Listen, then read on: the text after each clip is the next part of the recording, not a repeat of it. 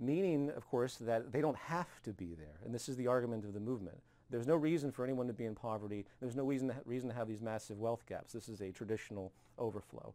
If it's not necessary, if it can be, it's like someone who's dying on the street of dehydration. You hold a bottle of water over their head. Is the fact that you don't give them that water, even though it has nothing to do with you, if you have plenty of access to water, is that an act of violence? Yes, it is. It's like someone polluting a pool of water, a water supply, and it goes in, and 15 years later it goes to the town and people get cancer. They don't know why they've gotten the cancer because they don't know the causality. But is that an act of violence if you did that? Of course it is. This is structural violence. And structural violence in the broad scheme, which has been through public health research, has killed more people than every dictator combined.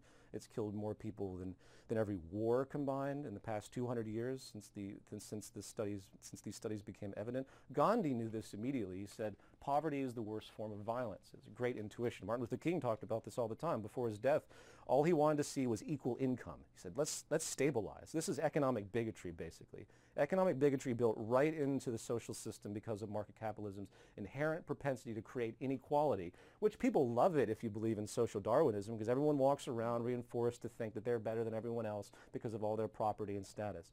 It is one of the most caustic things you can possibly do to a society, is to generate inequality when it comes to public health.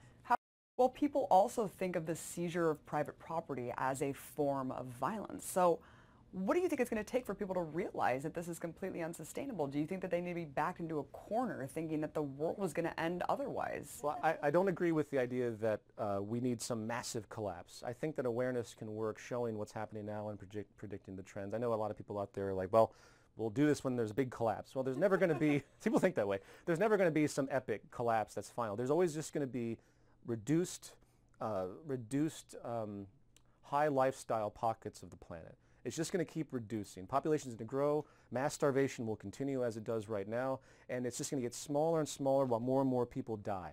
And it's going to become more and more accepted. Again, just like we accept 1 billion people basically in starvation on this planet right now, we just accept it. And most people just accept it. It's not like there's a huge outcry over it in truth. I mean, humanitarian stuff is out there, but no one really thinks about this on a day-to-day basis. Though if you told people that we have mass starvation on the planet, they might think twice because they never think about it that way.